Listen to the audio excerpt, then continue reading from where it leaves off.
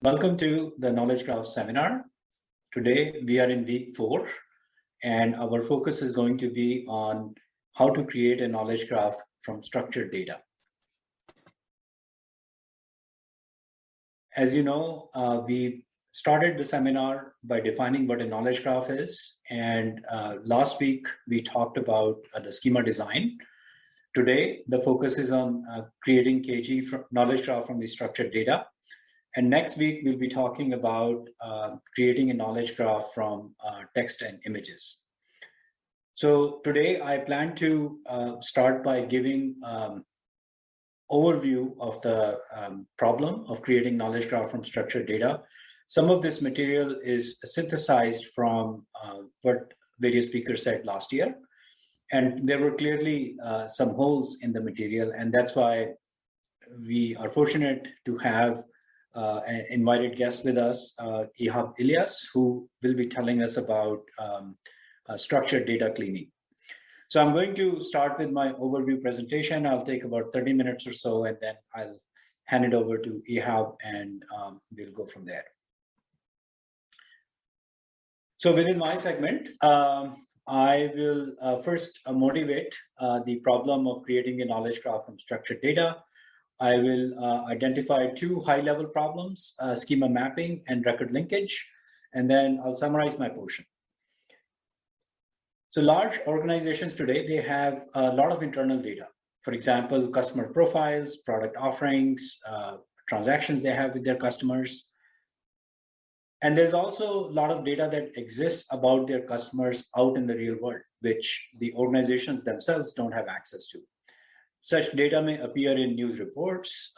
There may be curated structured data feeds which capture information about funding decisions or supply chain relationships, etc. Here is a concrete instance of that problem, which is sometimes also referred to as creating a 360-degree view of customer. That is, create a complete picture about a customer by combining what's known about the customer in the outside world with what is known about that customer internally within the company. With such a 360-degree view of a customer, a organization, which happens to be in this case a financial institution, could use the information in this sample use case. So ACMA is a company which files for bankruptcy. This information appears in financial news.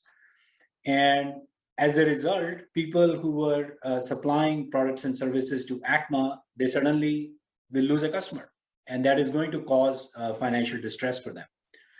And this financial stress can recursively propagate in the supply chain. This can be a very crucial information, which the financial institution may want to tell its credit officers or folks who are involved in doing risk analysis. But to do this kind of thing efficiently, they really have to be able to integrate the news information with this data set, such as FactSet, which has curated data about supply chains, with what the company knows internally. Now, you may say that while financial news is not really structured data, it's just plain text. And you would be right, except that there are vendors out there who systematically would process such financial news, and they would create a structured data feed that they would sell to financial institutions. So for the purpose of this lecture, we are going to assume that all the input that we are getting is in some structured form. We will, of course, deal with the unstructured information next week, okay? So within the context of combining information from these multiple sources and creating something like a 360-degree view of a customer, we have to solve at least 2 problems, schema mapping and record linkage. By schema mapping, what we mean is we are getting this external information about a company or a customer. We also have some information about that customer internally inside our system. And if you're going to combine the 2 into a knowledge graph, we have to figure out, how this external information relates to our internal information. And we refer to that as a schema mapping problem. We will talk about that in a little bit more detail.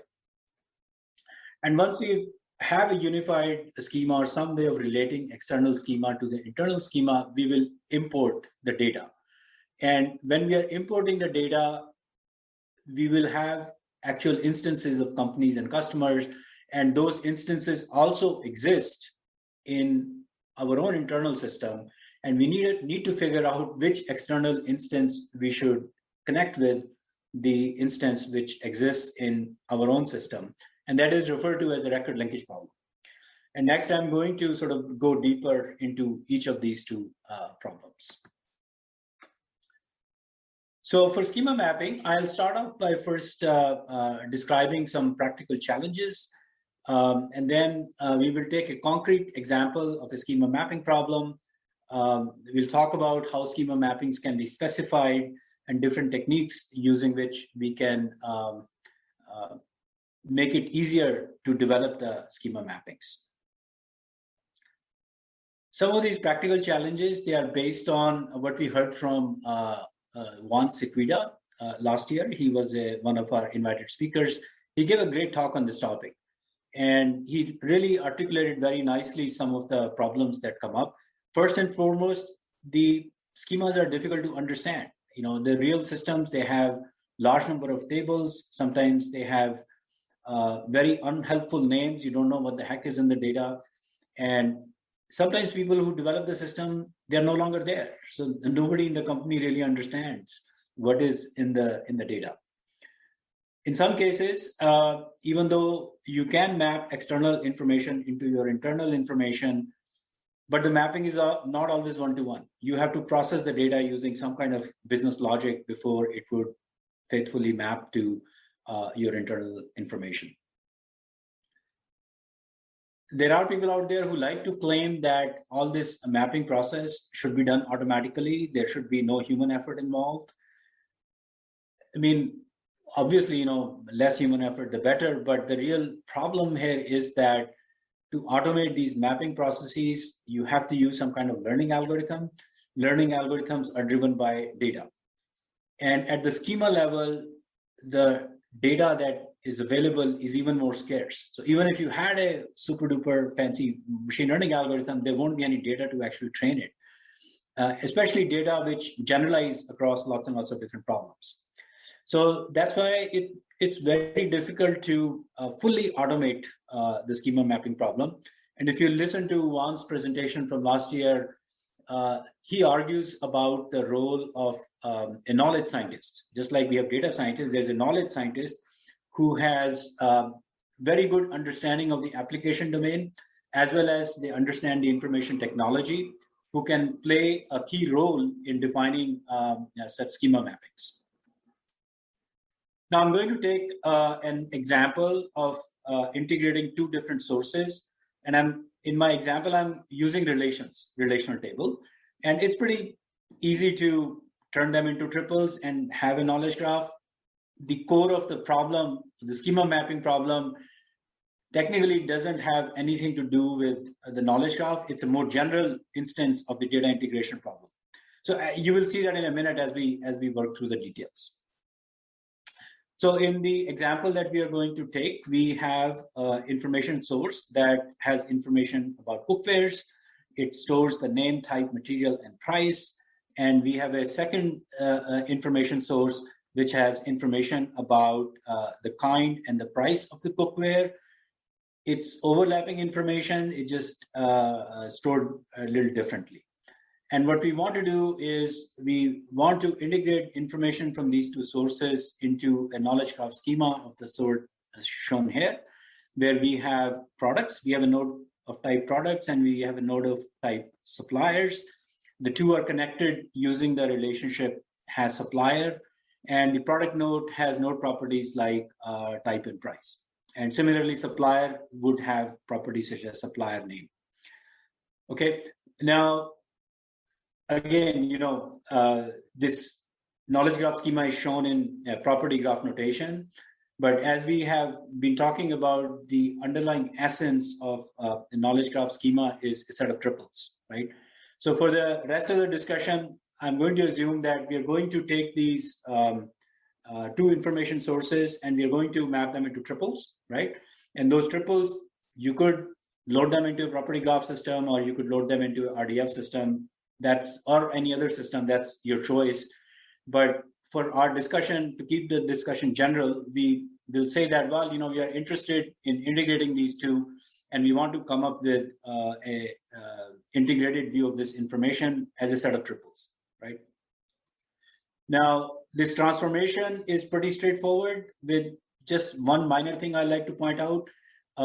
So if you look at third row in this table, C01 has supplier vendor _1, that's something new we've added, because vendor 1 here corresponds to the information source on the left, and vendor 2 corresponds to information source on the right. That was implicit in each of these individual sources, but when we integrate them, we track that by introducing this has supplier relationship between the two. Okay, now a common way to specify schema mappings is using data log rules. If you really want to know about data log, you can go to Mike's course on logic programming, but I'm going to give you a crash course here, which will be enough to understand what's going on here. So in a data log rule, we have a head and a body, which are separated using colon minus, right? So it's kind of like a rule. So in the first rule that you see on this screen, on the right-hand side, which is the body of the rule, we are looking up the information in one of the sources, right? We are looking up the cookware table, and we are seeing the ID type, material, and price, which correspond to each of the columns. On the left-hand side, we are mapping the information into a knowledge graph, and here the arguments are ID type, small t type, and capital T type. Small t type here is the predicate, right? In our knowledge graph, we have a subject, predicate, object triple. So the second argument here corresponds to the type. And the third argument is the actual type, which could be skillet, saucepan, etc., which we are looking up from the source table. Okay. And similarly, in the third rule here, we are introducing the predicate has supplier, and then we are introducing the new constant vendor _1, so that we can capture that this triple was coming from the source number 1. In a analogous manner, we can write rules which map the second source into the first source, okay?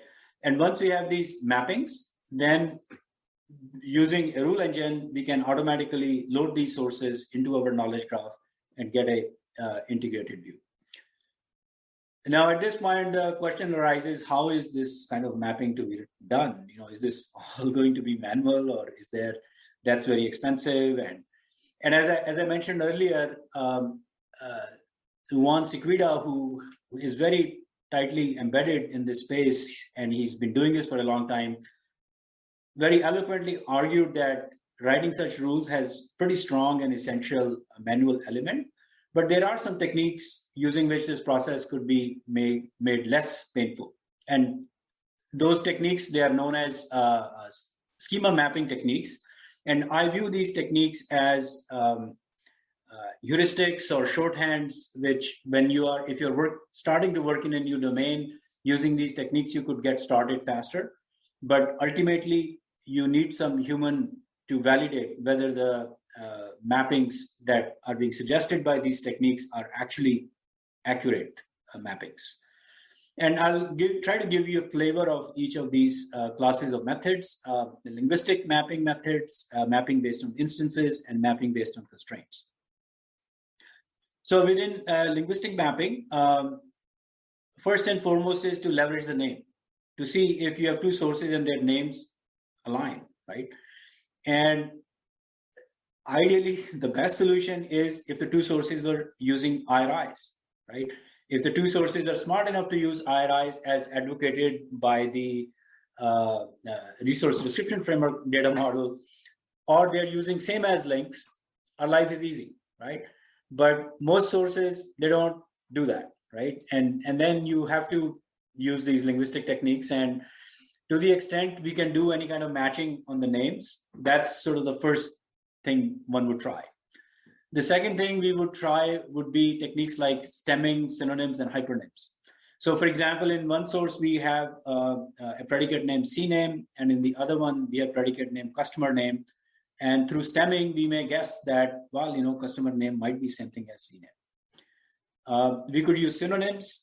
In one source, we have a predicate or a class name or product name or a category name vehicle. In the other one, we have automobile. And since they kind of happen to be synonyms, we could guess that, well, they probably might be referring to the same kind of object. Or we could use hypernyms, as in the case of a book and publication. We can get a little bit more fancy by using common substrings. For example, in one source, we have a predicate name amount received. In the other one, we have amount receivable. I mean, semantically, we know they are not the same, but they share a large substring between the two, and we could hypothesize that they might be referring to something very similar or close to each other. And then we can sometimes also use how the predicates are pronounced, like bell versus ballet. Finally, the fanciest of the linguistic mapping technique would be to try to do some kind of similarity matching on the documentation strings. So these predicate names may have some documentation. From there, we can extract keywords, and then we can try to do some kind of semantic similarities between the keywords that we extract from the documentation strings. Now, we can also take advantage of the shape of the data, right? We may not be able to figure anything out by looking at the names, the attribute names or the predicate names, but for example, in two sources, by looking at the data, we may realize that, oh, they satisfy the condition of being zip codes, right? And if the data in two columns or two particular predicates, the values satisfy the properties of being a zip code, we could guess that, well, these probably should map to each other. And there are other examples of things we can do, like phone numbers, etc. Okay. Finally, this is one of the fancier mapping techniques, and this is to take advantage of constraints. So, for example, we may have sources in which we can't figure out what these predicates are referring to, but we may notice that the values are always between 100 and 200, right? They satisfy identical constraint, right? And as we observe that the constraints are identical, we could use that as a signal to at least propose to a human that, these predicates might actually be referring to the same thing and they should be mapped to each other. And I like to say that I cannot emphasize enough that these bootstrapping techniques are inexact, because essentially they are guesses. You're guessing what things might mean. And they eventually need human verification depending on the need for accuracy in a application. The level of human verification you may put them through varies, right? In some cases, you may be happy with 70% accuracy or 80% accuracy, in which you don't have to verify everything. But if accuracy is really desired, then they have to be examined by a human. They can save some effort in many cases. They at least, give you some suggestions that a human can look at and maybe refine further. And overall, they lead to a better story, right? If you pitch your project or idea saying that, oh, we are going to develop these mappings entirely manually, you get criticized as being not very practical or not very scalable. But as long as you have some kind of automation in the process, it makes the story much better, right? All right, so that's all I wanted to say on schema mapping. I'm now going to move on to record linkage. And even for record linkage, I'm going to use an example in the sort of relational table context. I'll take the example problem, and then I will walk you through a sample algorithm for connecting records across two different sources. And this presentation is actually based on a talk that was given by Anhai Doan last year. He gave an excellent talk, and actually I was quite inspired by the clarity he had in his talk, and I've tried to synthesize some of the key takeaway messages in what I'm going to say next. So as a concrete example, we are going to take two sources, the table A and table B. In the first table, we have three records, A1, A2, A3. And in the second source, we have two records, B1 and B2. Okay. And the record linkage problem is to identify that A1 is referring to the same real world object as B1, and A3 is referring to the same real world object as B2.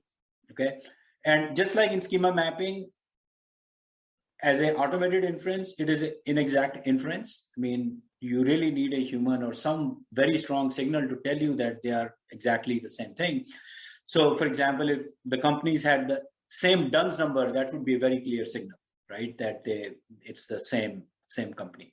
But absent that kind of uniquely identifying information, it is an inexact inference.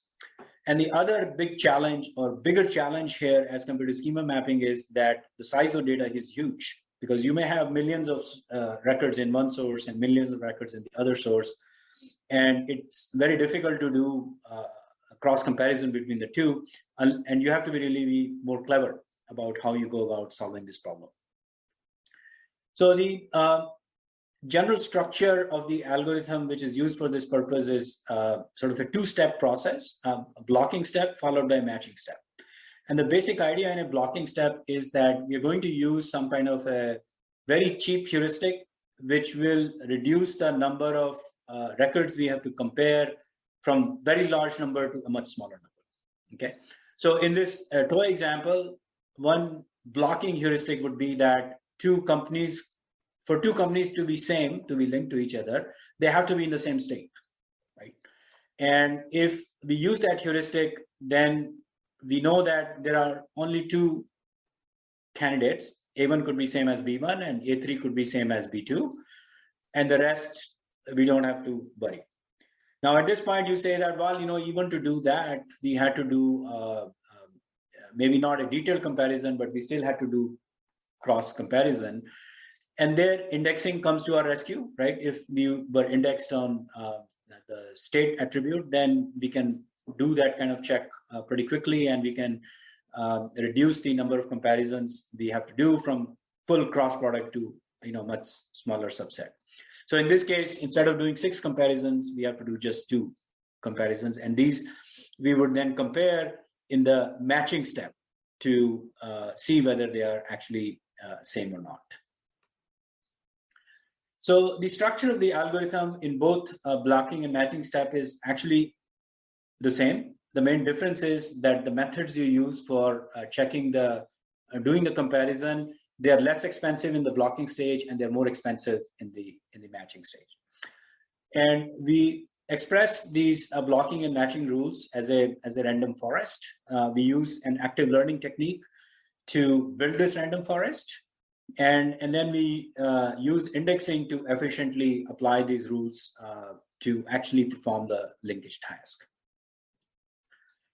So random forest is essentially a fancy name for a set of rules. And we'll take a look at an example of random forest. And each rule is constructed out of a set of inexpensive similarity metrics. And these similarity metrics are, again, approximate heuristics. And these are things like edit distance, overlap similarity, cosine similarity. And these are the things people have been using for a long time in information retrieval. And we use some combination of these to construct our matching rules. So here's an example of a random forest.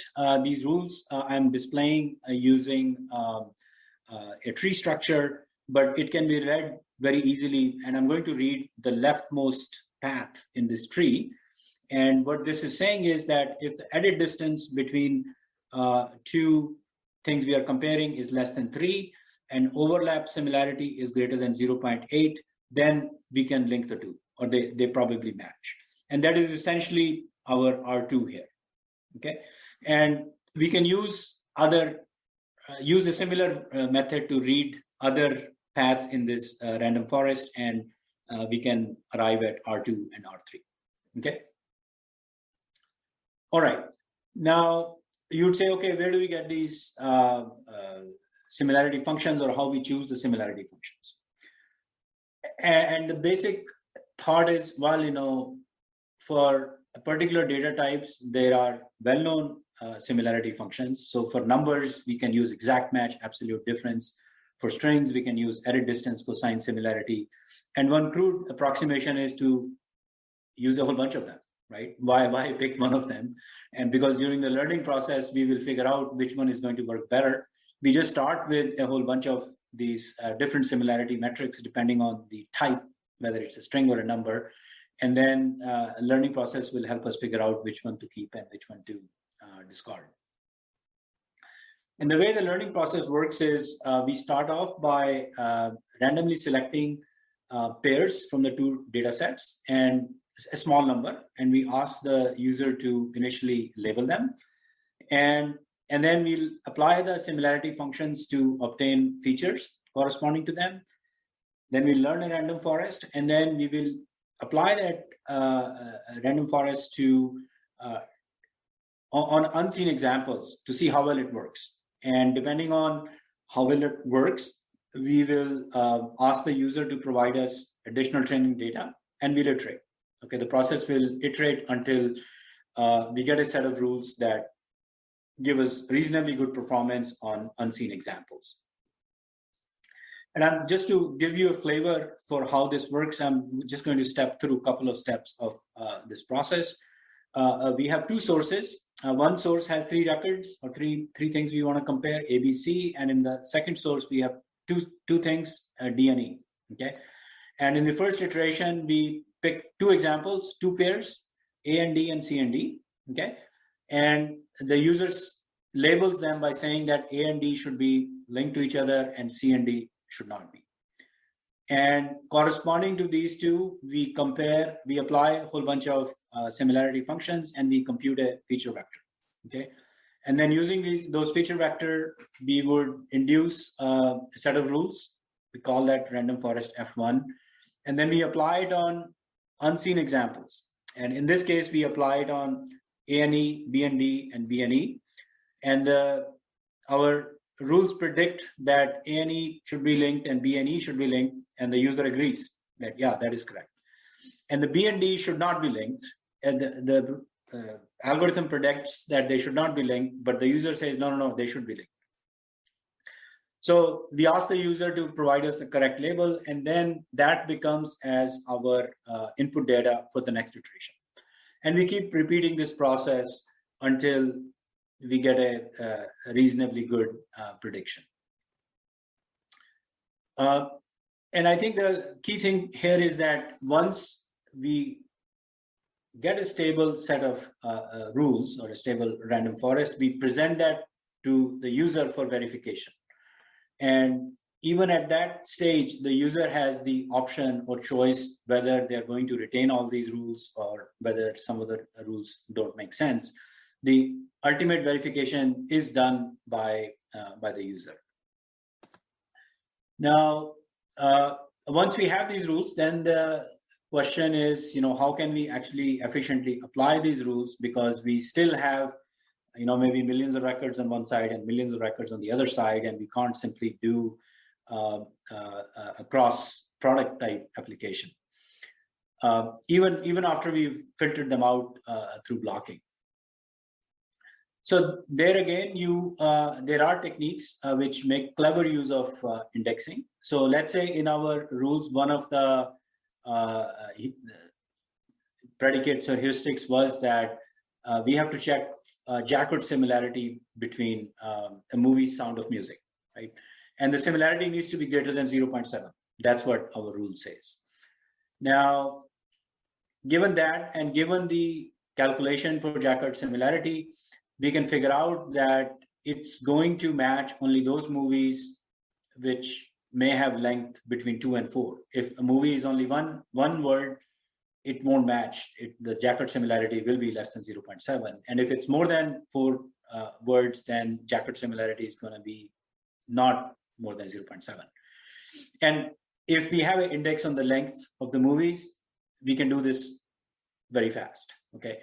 So, and again, this has to be designed based on the application, based on the structure of the rules, and what kind of things we are trying to link with each other. But this indexing step is essential for us to be able to do this in a scalable manner on a huge data set.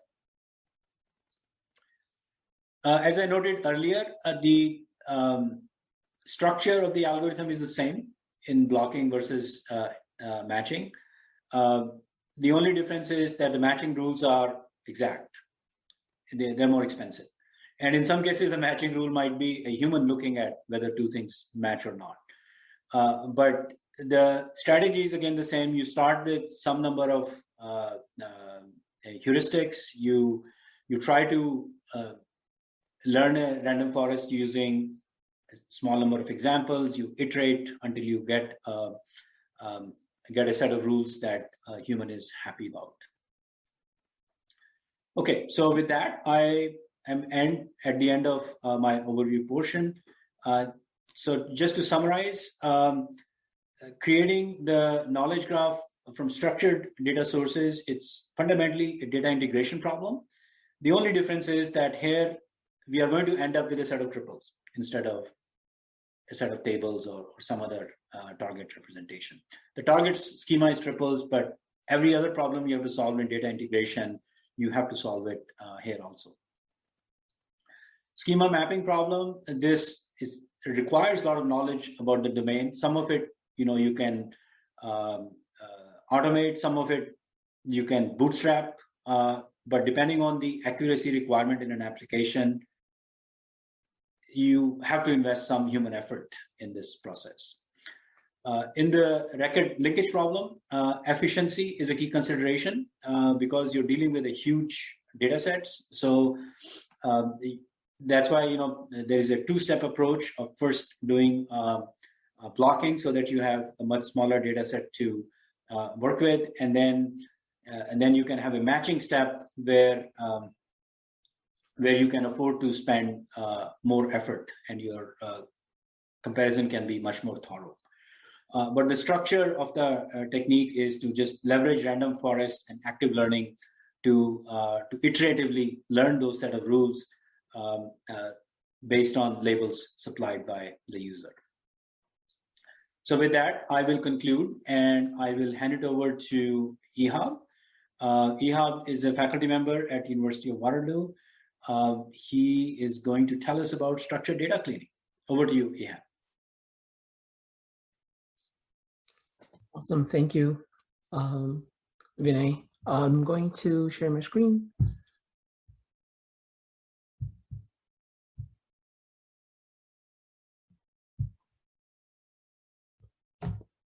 Great, thank you for having me.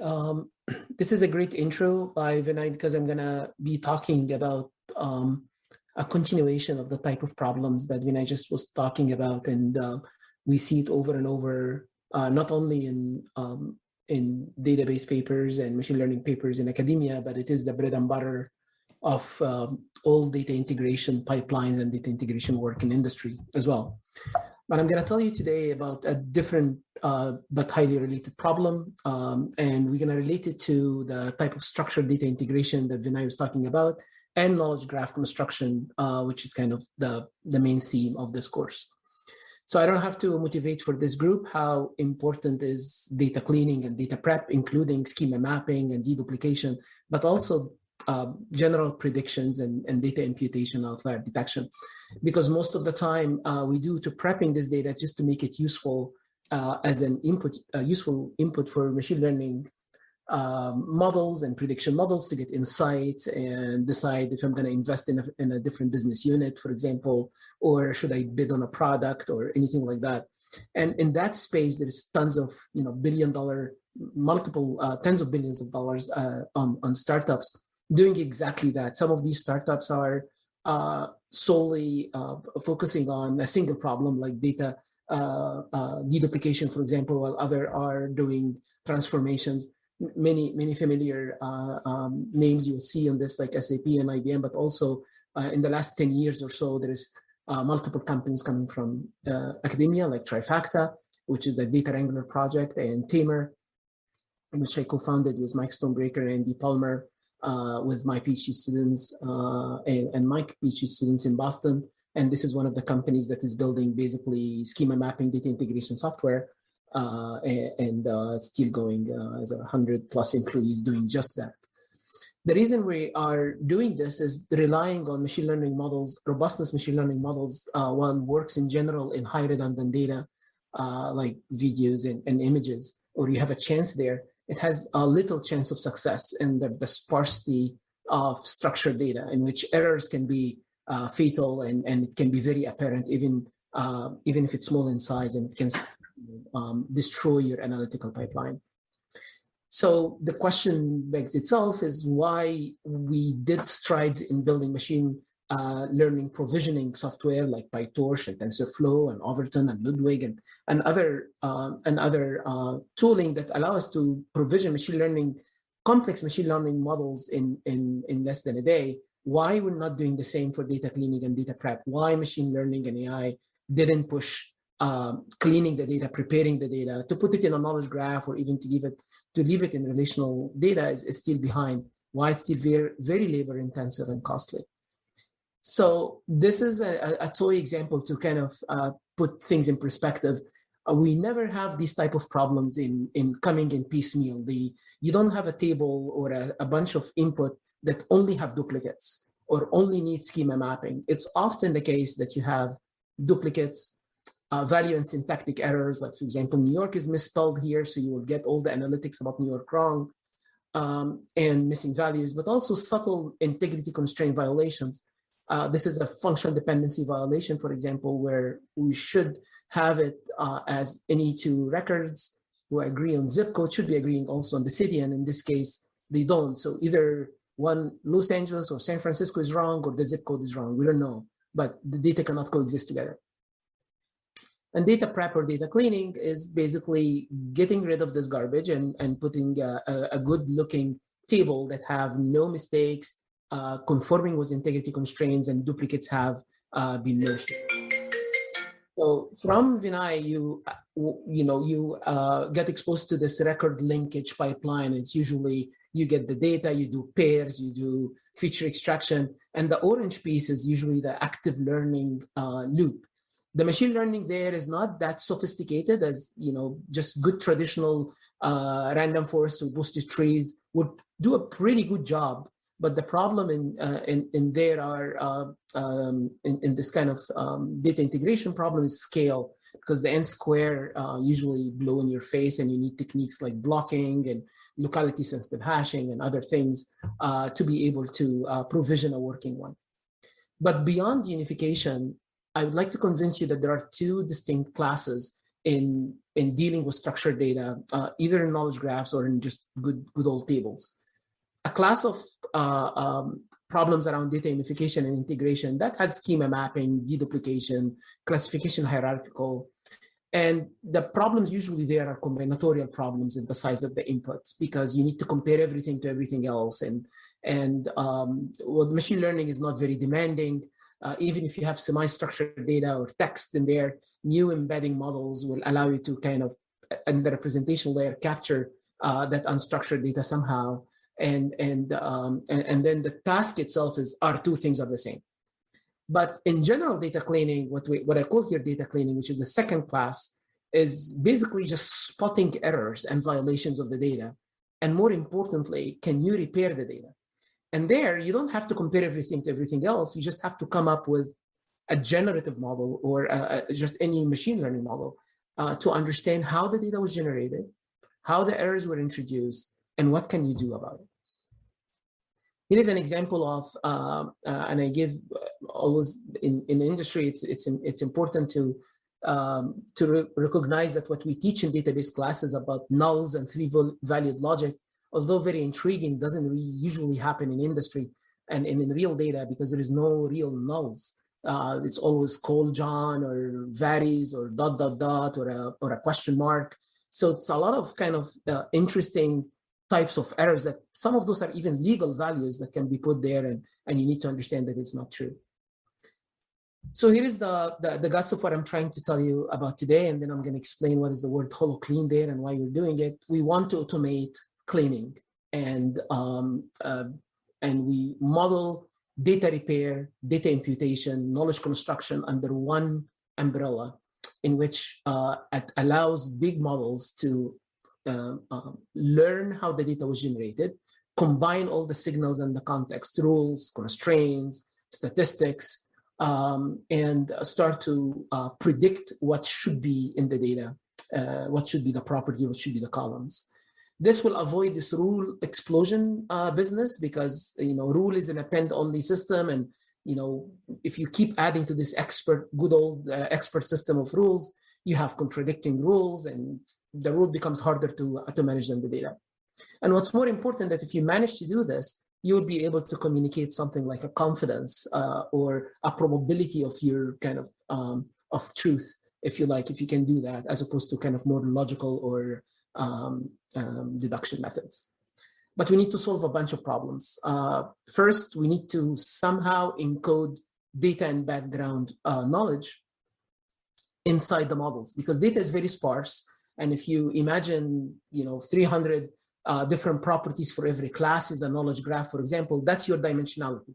And that's a massively big empty space of observation. So you cannot really just rely on redundancy to learn anything. You need to inject some sort of graph structure or schema or an ontology or type and other domain knowledge to make sure that you can learn something. We also need to do this in the presence of dirty observations and sometimes no training data at all, which should push us to something like self-supervised or weakly supervised models. And finally, we need to solve the scaling problems, because we cannot come up with just a vanilla model that would require weeks to train and overfit on a data set, and then the data set changes much faster than that. So in HoloClean, we tried to do this problem. That's a project that we started 2017 with Chris Ray, who's actually in Stanford, and Theo Katsinas, who used to be a postdoc in Stanford, but then went to become a professor in Wisconsin. And the three of us, with a bunch of colleagues and collaborators and students, started to embark on building a model that can just learn how data is generated and start treating data cleaning, data prediction, and constructing new knowledge as one problem, which is predicting data using structural prediction. Here is an example why we can do this. And again, I'm using here tables just for simplicity. You can easily think about this as excerpts of a knowledge graph, or it's just going to be a little bit more sparse, but there are ways around it. But the basic idea here is, if you believe that data was generated clean by the data god, and it was intended to be clean, but then it went through a noisy channel where errors were introduced in this data via ignorance or via typos or via even malicious playing with the data, then you observe a dirty version of this instance, JSTAR. And basically, if you can figure out the generative process that generated the instance I by observing JSTAR, then you have a very good idea about what to do with data cleaning tasks. So if we can manage the R, which is the data devil, the realizer that induced noise, and we model I, the generative process, through parameterizing these models and trying to learn the parameters, then data cleaning is nothing but what is the data that what is the clean data set that maximize my current observation or the probability of what I'm seeing right now. That's kind of the theoretical idea behind it, and it's published in details in an ICDT paper if you're interested to know what this noisy channel model and how it simplify our treatment of all of these different problems as one problem, which is figuring out what is the correct data from the dirty data we're observing. The model can be complex. I'm not going to go through these details, but it looks complex, but it's not actually at all. The final formula tells you the probability of any data set is nothing but a closed form. It follows the exponential family, for example. But I'm assuming that every tuple or every fact you see in the knowledge graph are kind of coming with a prior probability of happening, but also they're coexistent together, are governed by these violations of integrity constraints. that tell you what's possible to co-occur together and what's not possible or unlikely to co-occur together. And basically, the learning becomes just learning the weights or the importance of these features that governs the data generation. So, just a piece of background, because this has been a long studied topic, especially the logical aspect of it in the database community. This is something called denial constraint, and it's subsumed, if you're familiar with things like functional dependency and check constraints. This is a richer first order logic formula that allow you to say cool things and cool business rules. For example, you can say things like you cannot have two employees. One is in New York and the other one is not in New York, working in the same role, and the New York employees making less money, something like that. Like complex HR rules can be encoded as formula like this one. If you agree on city, the first line tells you if you agree on city, you have to agree on state. And the second one tells you the complex stuff that I just, the complex HR rule that I just told you about. But anyways, they can be represented in a closed way, closed form. And if we can inject this in a machine learning model or that quest that we have of modeling how the data is generated, then we achieve a very good task. This is one of my PhD students as well, graduated last year, took the denial constraints and see a similarity between denial constraints and in SHACL, which is the new standard for integrity constraint on RDF and knowledge graphs. I encourage you to go and read about it. It's a very clean way of describing things like in a knowledge graph, you cannot have two birth dates of the same person, or you can have somebody born after they die and stuff like that. So it allows you to express these quality rules. But they're a great way to expressing what you want to do, but it's not, and you can even discover it automatically sometimes with like mining-like algorithms, but they're not helpful in telling you how to correct things, how to impute things that are missing, and how to correct things that violate these constraints. So in the HoloClean paper, we had a bunch of ideas of how to model this. One of those is to try to model how the data is generated under this by modeling the interactions between these data cells in a graphical model. So if we assume that every cell in the data, every property in a knowledge graph is a random variable, then what governs the possible values that this random variable can take from the domain is a bunch of factors that, for example, model that it should co-occur with other values, or it should not be violating an integrity constraint. So when I'm trying to figure out the city of somebody or the zip code of somebody, we want to make sure that if we try to predict these things, they do not introduce violations in the data. And we model this as factors in a factor graph, and then basically learning is learning the weights of these factors. And once you know that kind of model that generates the data, then running inference is basically asking, what is the most possible value for this zip code? And I just want you, even if you didn't get what I just did here, imagine that I built a machine in which you can ask this machine a specific questions about every cell or every property in your knowledge graph. What is the most probable address for that person? What is the most probable salary for that person? What is the most probable color for this building? What is the most probable genre for this song?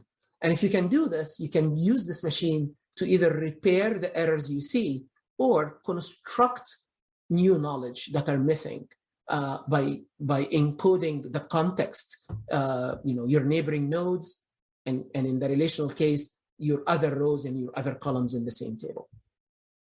We do a lot of tricks in HoloClean to make this scale. So for example, we look for kind of the local optimal around what we already observe, instead of trying to boil the ocean and guess all of these unknown values together.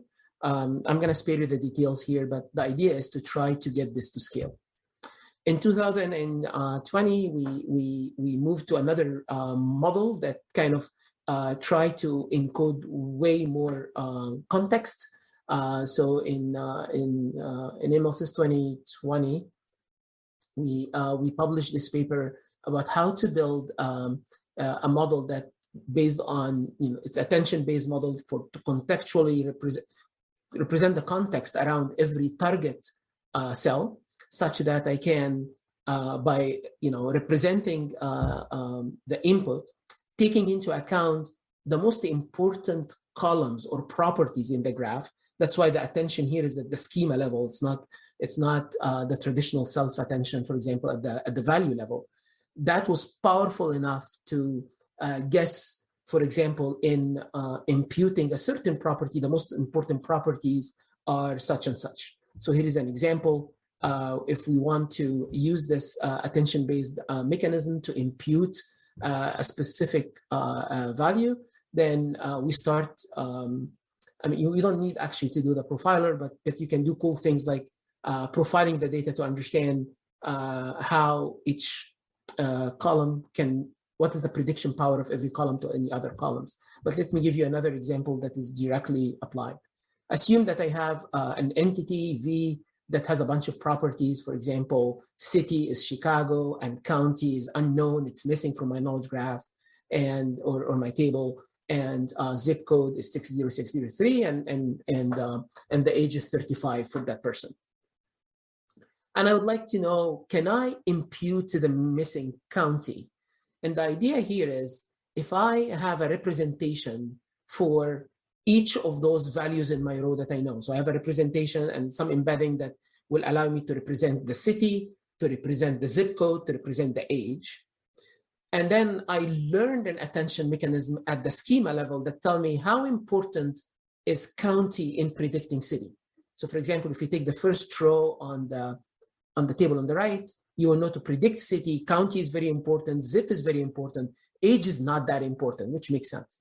If we learn this from the data in an automatic way, so I learn these kind of weights and I learn the representation of the input, then I can represent the context of every target property that I don't know, and I aggregate it in an attention way. So I can now have a contextual representation of what's missing. I can add to this other sparse features like violations of shackle constraints or any other features you want.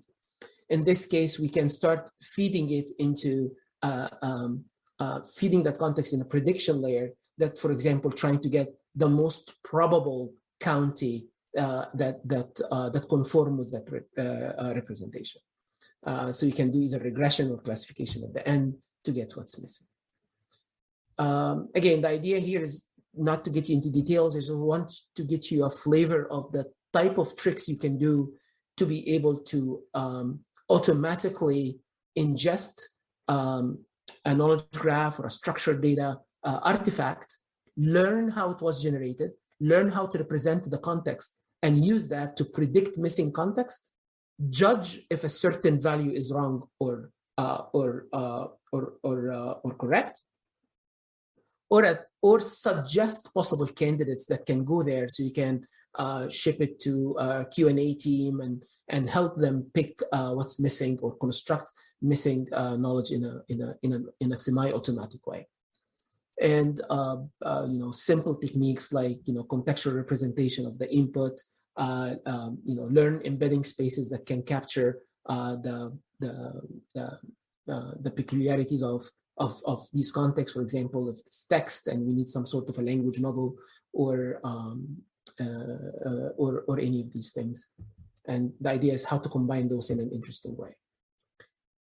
We also, an interesting problem that we got into after is, what if I'm not really interested in really predicting or actually repairing a specific value? What if I'm interested in just judging if something is fishy? Is the problem easier? Can we do error detection, not really repairing? Can I build a model that just classify if this particular property or this particular value is wrong? And as you can imagine, it's going to be a very standard way. I represent the whole context, as much context as I can, a bunch of attribute level representation, for example, character or token level embedding models.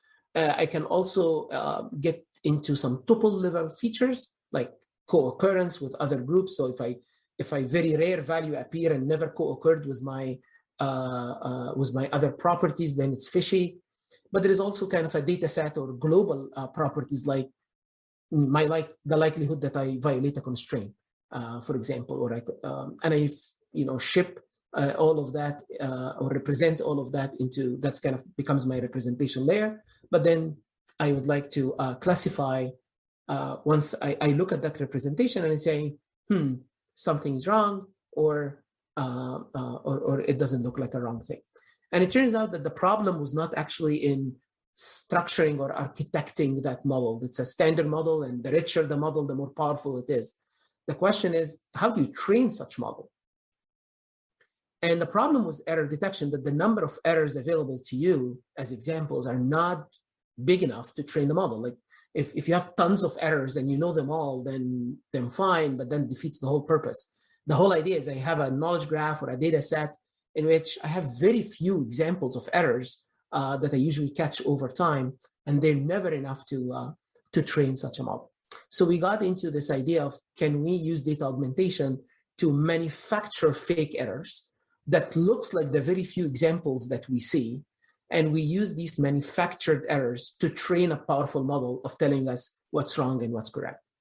And we showed that this idea works and capable of training powerful models to capture certain types of errors. The only problem with this is that you are at the mercy of that augmentation engine.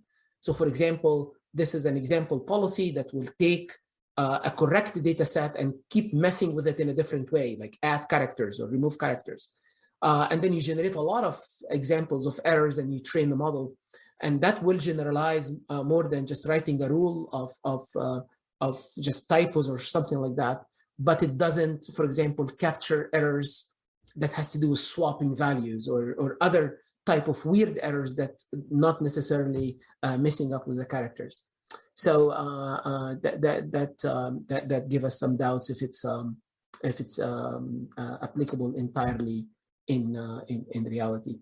However, the previous model that I just showed you here, this attention mechanism models and HoloClean, we created a commercial value of it, and we put it in a startup called Inductive last year that got acquired by Apple, and now it had a lot more traction in real data sets, because it goes directly and try to build a model that describe how the data was, as I said, generated, and we use that to predict the model directly.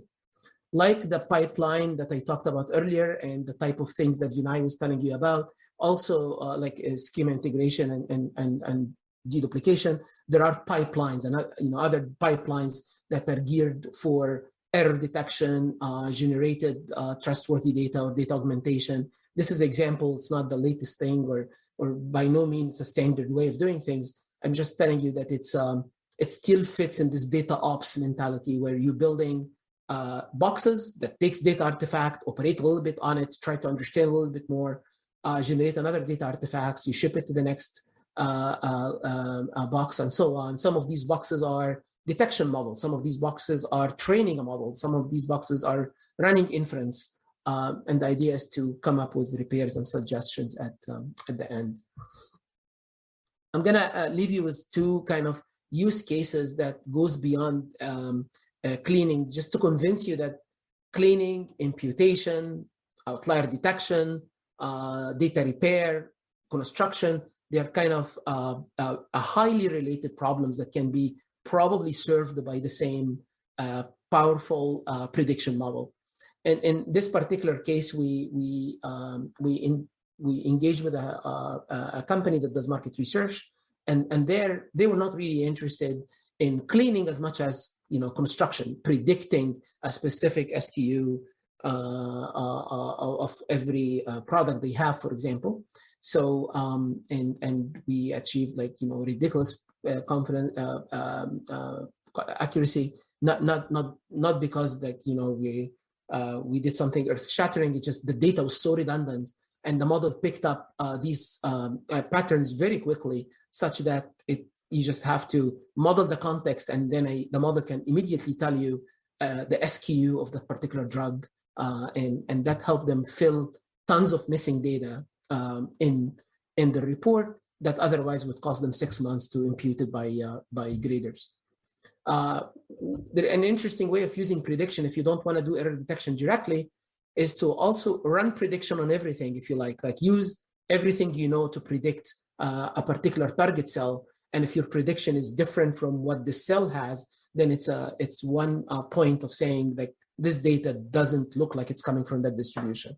And we use that with an insurance company, and the model picked some subtle errors where some addresses were misclassified in a neighboring zip code. And these are very hard to see by humans because it's one street that have 2 zip codes basically. But other features predicted that was mislabeled as in a different area code. So that was pretty cool.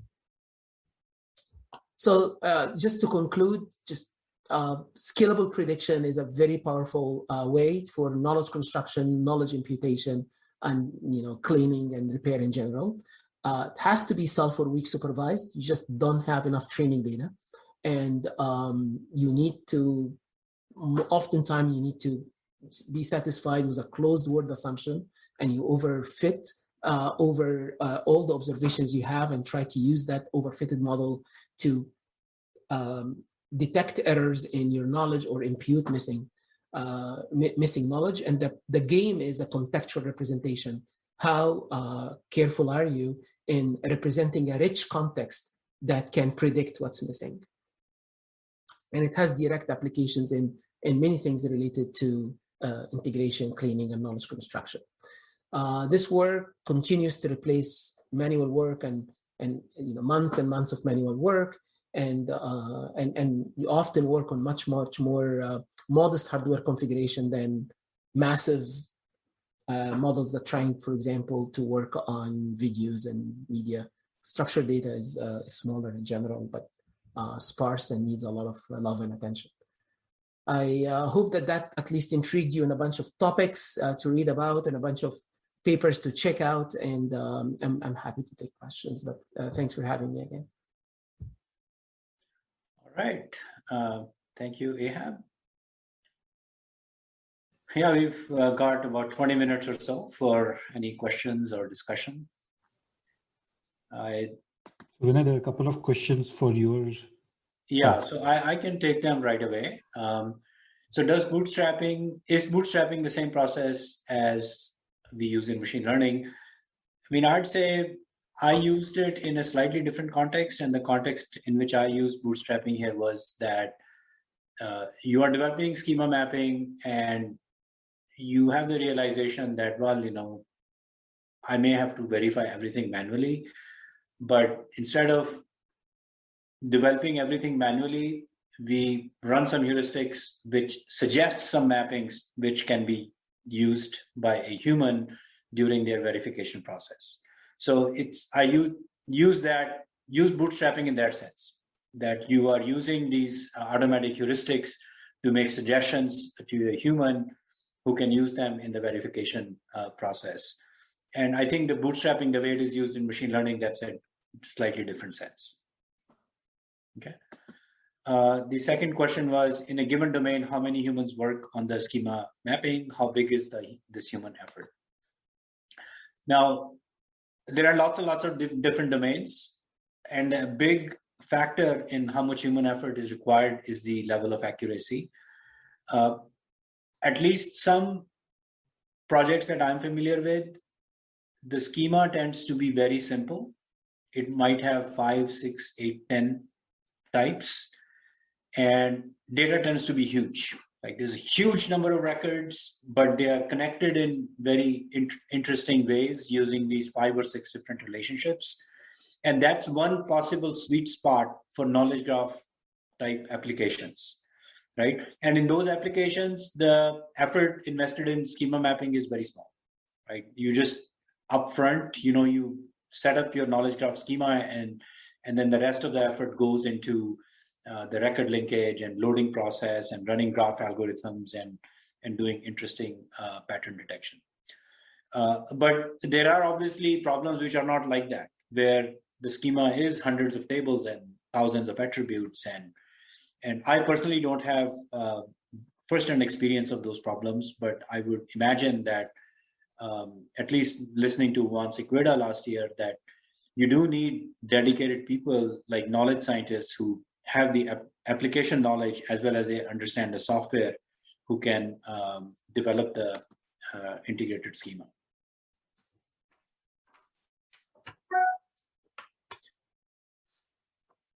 Okay, so then there's a question, is not having a labeled data key challenge to create knowledge graph in different domains? So Ehab, do you want to talk about data labeling challenges for your problem? Yes, sure. Yeah, absolutely. It is. It depends on the task. In today's talk, I try to show that you can do a lot without labeled data, because there's a lot of good data that you already see in the available knowledge graph. So people use things like masking or trying to predict, use whatever you know as already training data in a kind of self-supervised way. However, labeling and getting kind of stratified samples of the graph and getting human graders still is a major effort, and still it's kind of a standard practice for many people to do, to bootstrap some of these, especially for the head knowledge, where you would like to get high quality data in the head, for sure. Naren, I know that your group at JP Morgan does a lot of work like this. Do you want to comment on this? Yeah, definitely. So I think this is a big challenge for every project. And we've used, and labeling is important in some form, either explicit, implicit labeling. And we've sort of used in JP Morgan and even previous companies in general, many different forms of labeling throughout the whole project or product life cycle. The first labeling tends to be, of course, like when the data scientist actually creates the first version of the product, he or she will do the labeling themselves. Then there is a system where we get all the expert labelers or crowdsourcing involved. And even that is not enough sometimes. And we have to actually release the product and have the users use it. And then either through explicit or implicit, like when you use these products, you see the thumbs up, thumbs down, or you ask the community for like corrections, or in search ranking, you actually don't have anything explicit. You just infer from the way people are ranking, and you infer from the way people are clicking on how you generate this labeled training data. Just and that's called implicit labeling. So we use all these techniques throughout the whole life cycle to generate labeled data. And there is this question, does labeling ever move beyond natural language? I'm not sure if I fully understand that. Do you guys understand this question? I think if the question means something like, is it labeling always kind of tagging a natural language question, or does it move beyond NER kind of methods or things like that? The language used in software. Well, I maybe a related answer. I'm not sure if it answers or not, but there is a lot of labeling effort around categorical and also Boolean questions. For example, are these two things are the same? That's kind of what Vinay was talking about earlier. To deduplicate entities in your knowledge graph, for example, there is a lot of labeling in which the same, they're not the same, they are the same, or split this entity into two or stuff like that. But in the imputation, like holoclean methods and induction methods, you would like to also know a lot of categorical labeling, the year of birth of somebody or the zip code of something. But the interaction with the user is oftentimes natural language questions, because otherwise you wouldn't get, at least in the explicit labeling. In weak supervision, in which you write rules, oftentimes you can also verify these rules by the user, but that's also natural language. Not sure that's answering exactly the question. Okay.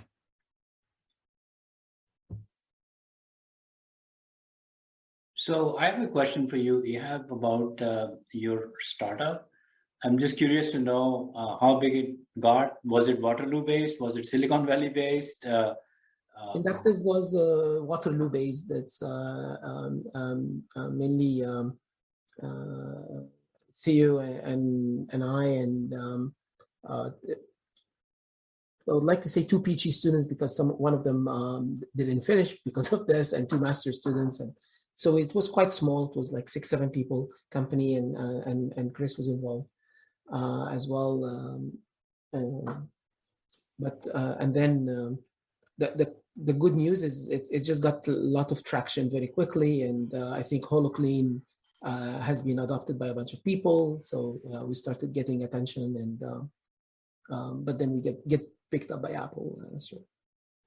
Yeah. I have a So question there. yeah, go ahead. So the way in which you run HoloClean, of course, it might be project by project where it learns functions on that particular data for the project.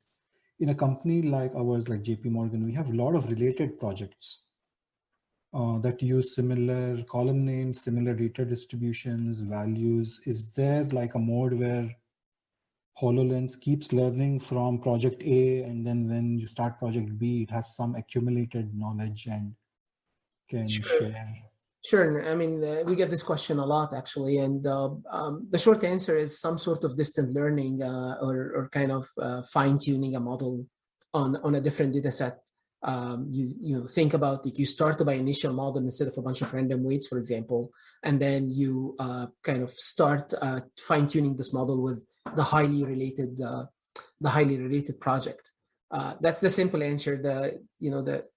It depends how much we depended on, like, for example, if there is an embedding model and all the values appeared already and we don't have out of vocabulary and things like that, then it's a lot easier than, it looks very related, but it's a very different vocabulary and very different values. And in this case, we just often retrain and do it. But it's what people found very usable across is the insights on the ontology, is the insights on the data, like how important specific columns or properties in predicting a certain property.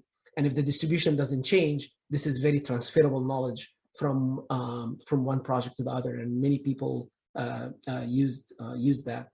And I see a question here, I think related, which is kind of the explainability of that output, which, for example, one of the customers were a bank, and they said, of course, we're not going to put a machine that impute values in a bank and then we ship it to people. That's not going to happen.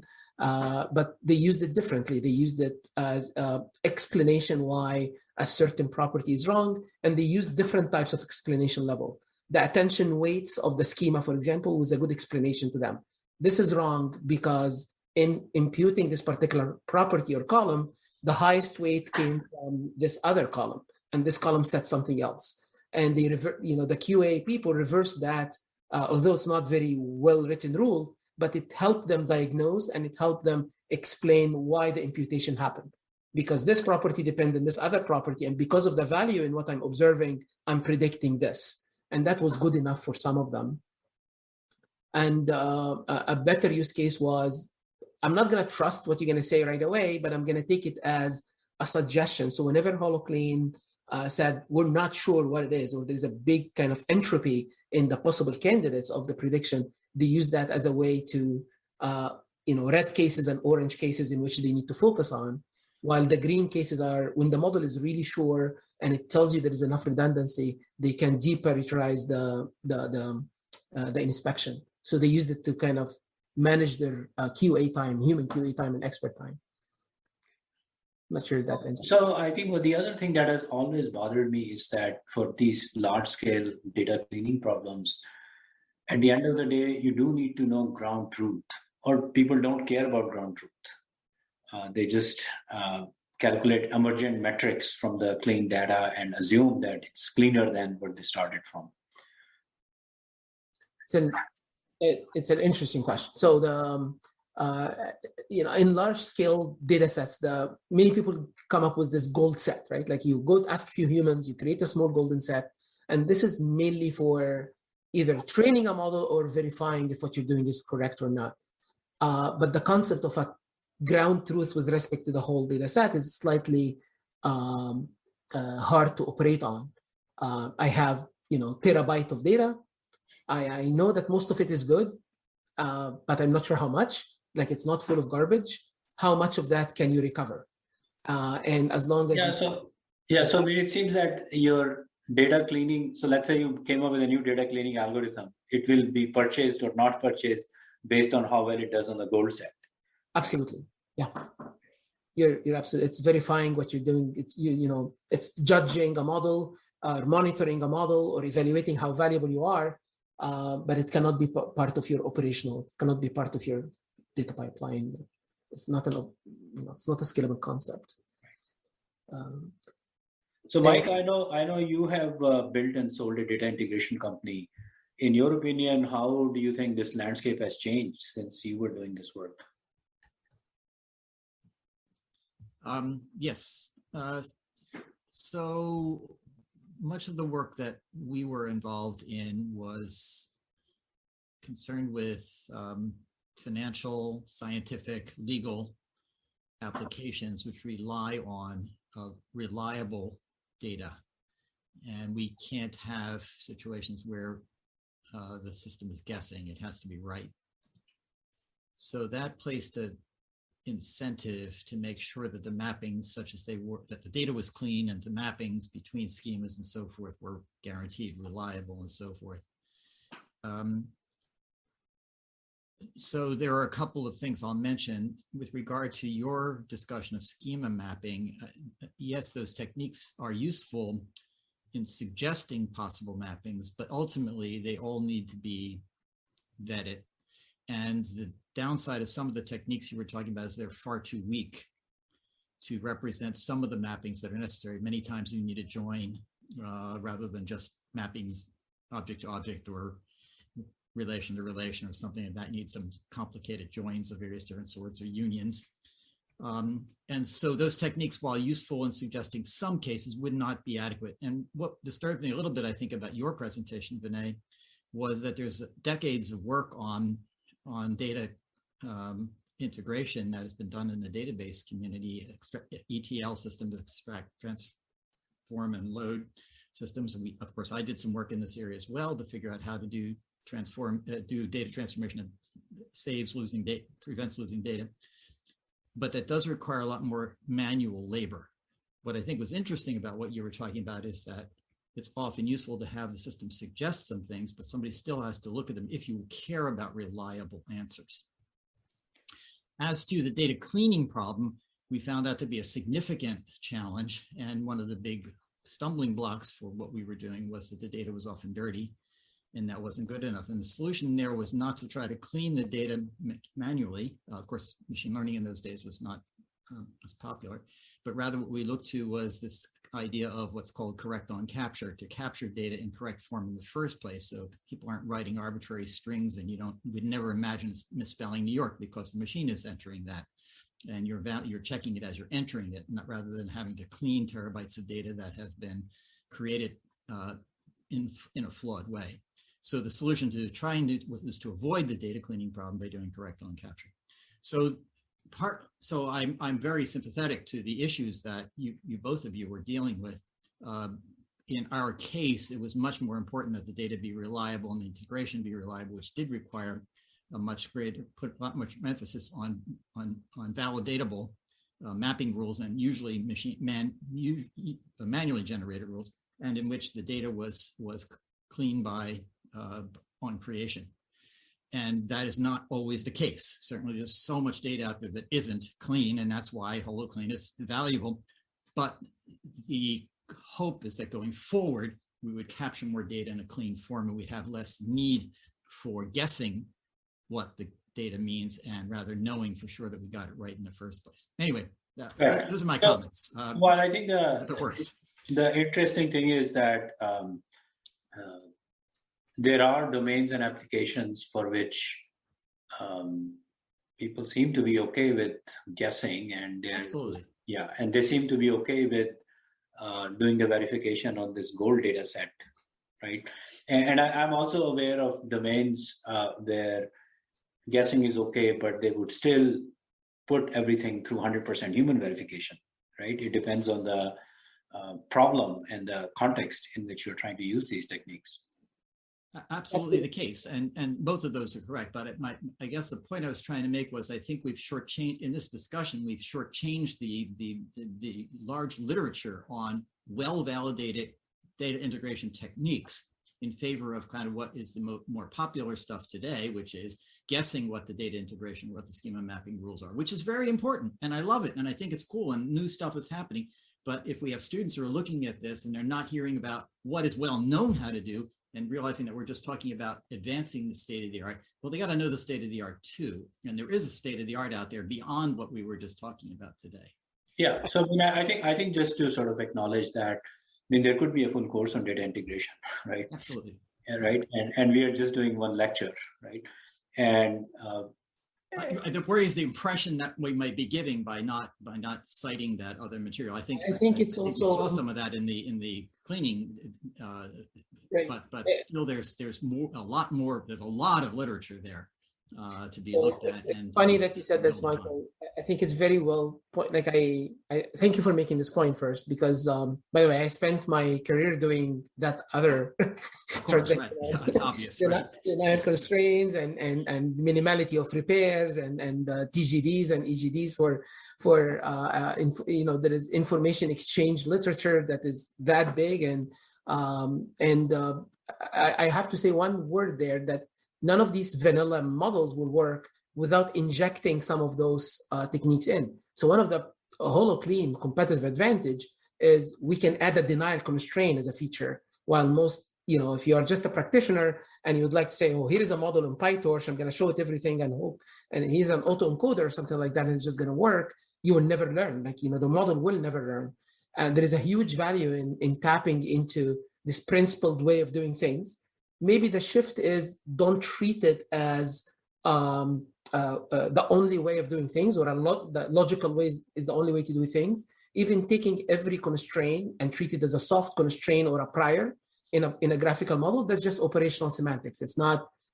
It's kind of how you operate on this knowledge, and that subtle difference is extremely important. And I think absolutely the case. I 100% agree with what you just said. I mean, from my point of view, a blend of these techniques is what we need right now. And for when we talk about a research community, the kinds of things that you and Vinay were talking about, I think, are cutting edge and really cool and exciting.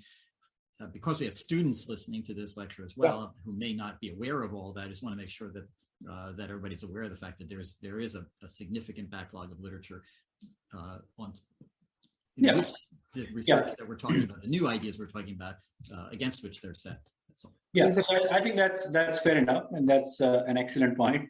But we are at the end of the class time for today, so I'd like to conclude by just noting that we will continue on Thursday.